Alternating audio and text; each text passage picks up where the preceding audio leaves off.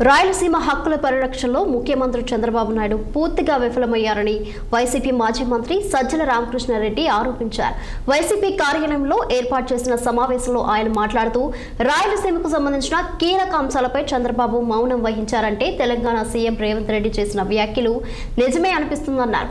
Chandrababu organised media టెర్రరిజానికి పాల్పడి నిజాలను ప్రజల్లోకి వెళ్లనీయడం లేదని సజ్జల విమర్శించారు. 777 అడుగుల నుంచే తెలంగాణ ప్రభుత్వం నీళ్లు తోడుకుంటే రాయలసీమకు ఎలా ప్రయోజనం చేకూరుతుందో ముఖ్యమంత్రి సమాధానం చెప్పాలని డిమాండ్ చేశారు. రాయలసీమ లిఫ్ట్ స్కీమ్ విషయంలో మోటార్లు బిగిస్తే సరిపోతుందని, కానీ ఆ దిశగా ప్రభుత్వం నిర్లక్ష్యం చేస్తుందని సజ్జల రామకృష్ణారెడ్డి మండిపడ్డారు. క్లోజ్ డోర్ మీటింగ్ లో దాన్ని ఆపేసేందుకు ఒప్పుకున్నాడని తెలంగాణ అసెంబ్లీలో అక్కడ ముఖ్యమంత్రి ఓపెన్ గా స్పష్టతతో ఒక స్టేట్మెంట్ ఇచ్చిన దాని మీద ఏమైనా చంద్రబాబు గారు రాయలసీమ ప్రజల వీళ్ళ దీనికి ఉసురు కొట్టుకుంటున్నావు, అక్కడికి జీవనాడి లాంటి తప్పనిసరి మనకు అలొకేటెడ్ వాటర్ తీసుకోవడానికి అవసరమైన లైన్ కావాలంటే ఇట్లా పోక వేరే మార్గం లేని గత్యంతరం లేని పరిస్థితిలో ఆయనకున్న అలొకేటెడ్ వాటర్ తీసుకోవడానికి వచ్చే నీళ్లు ఎప్పుడు వస్తే అప్పుడు ఒక ఇన్సూరెన్స్ దీనిలాగా రాయలసీమ లిఫ్ట్ పెడితే దాన్ని ఇట్లా కొడుతున్నావు, దొంగ దెబ్బ కొట్టారని అడగడానికి జగన్మోహన్ రెడ్డి గారు మీడియాను ఆ రోజు పిలిచారు. అదే మాట్లాడారు. దాంతోపాటు డిఫరెంట్ సబ్జెక్ట్స్ మీద మాట్లాడారు.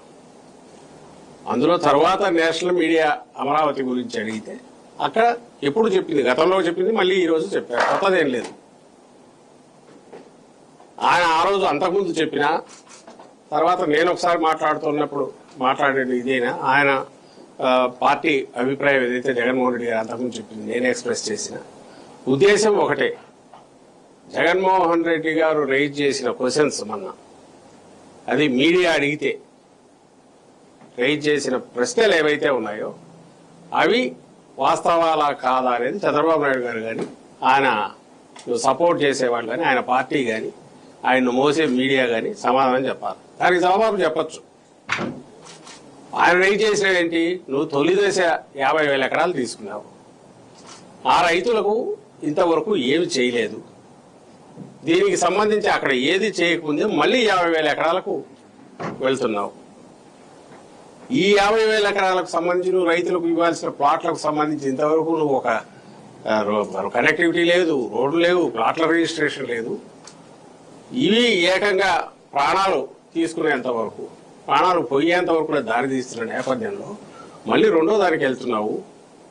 ఇక్కడ ప్లాట్లు ఎక్కడ ఇచ్చావంటే చెరువుల్లో ఇచ్చావని వస్తున్నాయి. ఇది తప్పు కాదా అనేది ఒకటి రైజ్ చేశారు. అది వాస్తవం కాదా, దానికి ఆన్సర్ ఇవ్వాలి కదా. క్లోజ్ డోర్ మీటింగ్ లో దాన్ని ఆపేసేందుకు ఆదివారం సెలవు రోజు కావడంతో మేడారం గిరిజన